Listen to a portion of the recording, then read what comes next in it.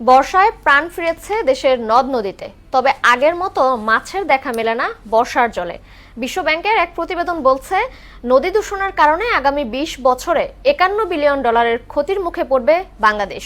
কিন্তু কেন এই পরিবর্তন, কি উপায় রক্ষা পাবার এবং কি বলছেন গবেষকরা, জানতে চেয়েছেন সহকর্মী উষা ফেরদৌস।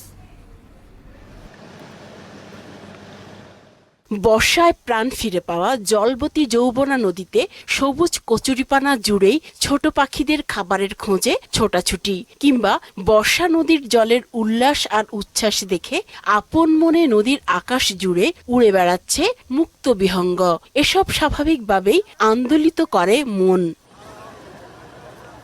বাংলাদেশের ভূপ্রকৃতি ও সংস্কৃতি দুটোই নদী বিধৌত বদ্বীপ দ্বারা প্রভাবিত। একসময় 700 নদী দেশ জুড়ে প্রবাহিত হলেও এখন সারা বছর প্রবাহিত নদীর সংখ্যা 230টি। যাদের জীবন জীবিকা জুড়েই নদী, তারাই বর্ষার নদী দেখে হয় বিষণ্ণ ক্লান্ত।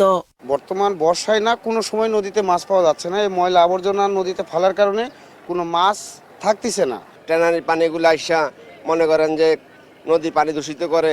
এই নদীতে একেবারে মনে করেন মুন্সিগঞ্জ পর্যন্ত এর ভিতরে মাছ থাকে না।